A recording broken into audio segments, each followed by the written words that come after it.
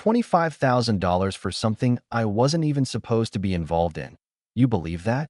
Yeah, that happened. Just like that. I was in the thick of it.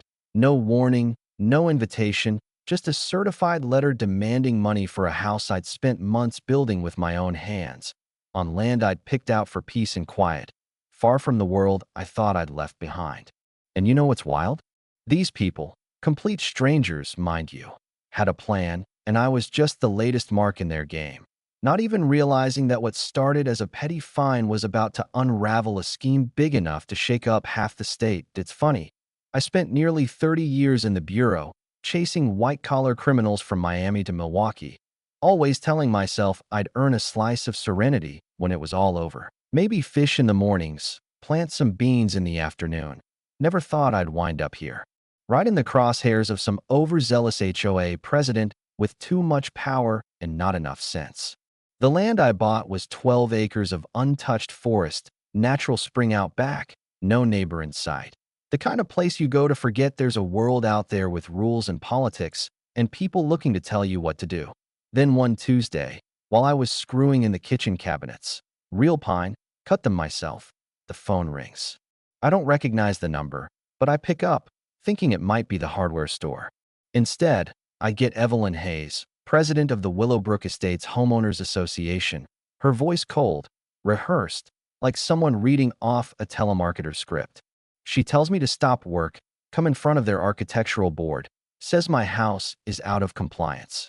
I actually laughed, said, "Ma'am, my property's not even part of your association. Check the county line." But she was persistent, and persistent people like her, they're the ones you've got to watch. I tried to let it slide, but then the letter comes, official envelope, certified mail, the whole 9 yards. They want $30,000 in fines, daily penalties stacking up for every day I don't cave to their rules, plus an environmental impact fee, whatever that means. I stood there on my porch, letter in hand, and just started laughing, because who does that? Who wakes up and thinks, you know what, let's extort my neighbor today? But then I caught something in the letterhead, too polished for a neighborhood squabble, almost like someone had run this play before. The MY instincts kick in. Decades of tracking fraud. You know what I mean? I call their management company, and the woman on the other end, she sounds worn down, almost relieved to hear from someone calling out the nonsense. She admits, quietly, that my land isn't even in their area, but tells me the president considers it an internal matter. That's when I realize there's more here than just some HOA gone rogue.so. I show up at their emergency meeting just to see what's really going on. Whole place is buzzing, neighbors whispering, all dressed up like it's church. Hayes puts on a show, calls me out by name, makes me sound like a public menace. But when I ask her to explain where last year's $50,000 in enhancement funds went, the room goes dead quiet. The treasurer, Paula Briggs, her hands shaking, admits she's noticed some irregularities. Suddenly, the mask slips. Now people are looking at Hayes, not me, and the crowd starts to murmur. Next thing you know, more fines come down.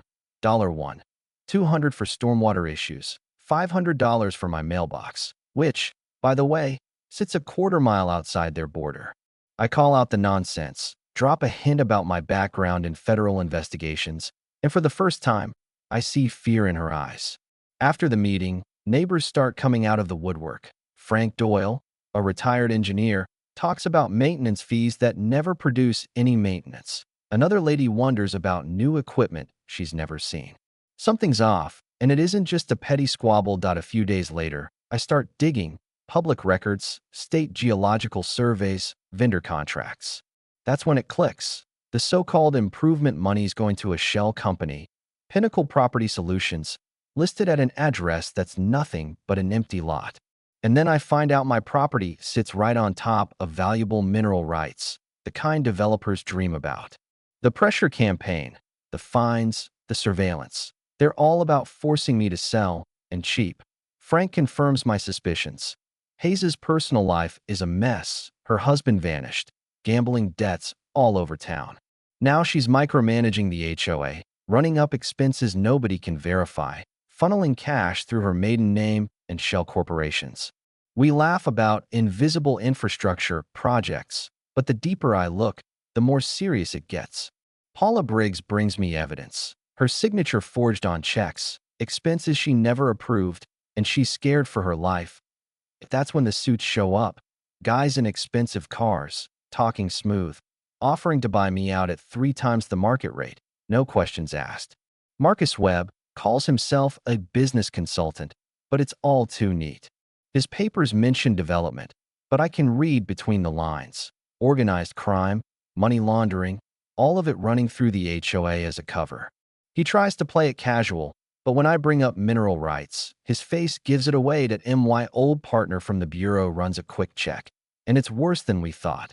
This HOA is just one link in a chain stretching across several states. Millions laundered, properties acquired through threats and fraud.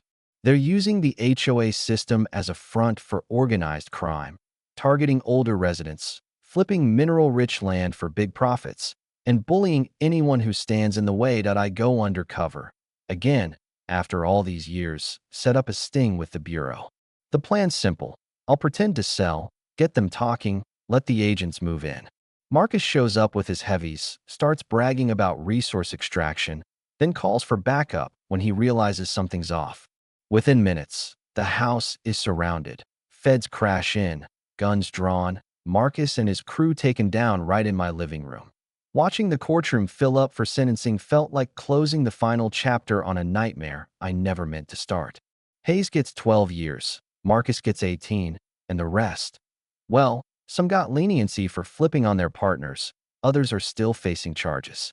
The community gets restitution, the HOA's dissolved and rebuilt with real transparency. Paula is named treasurer, and for the first time in years, people actually trust the process. 6 months later, a reporter calls to feature my house in a magazine about sustainable homes. Same house these people tried to tear down, now a model for others. Frank stops by with the article, grinning, tells me I could retire to a tropical island if I wanted, but honestly, I'm happy right where I am. The neighborhood feels alive, hopeful. Kids playing where security cameras once watched me. People voting on real projects. The shadows finally gone from our woods. But you know, as I'm sitting on my porch, watching the sun set, another call comes in. Someone across the country, same problem, same story, asking what to do. Guess that's the thing about corruption. It never really goes away, just moves next door, changes its face. You don't get to choose your battles sometimes, they choose you. But if you stand up, if you fight, sometimes you win not just for yourself, but for everyone else who comes after. Now let me ask you, if it was your home, your peace, your life, would you fight back? Or would you walk away? Comment below.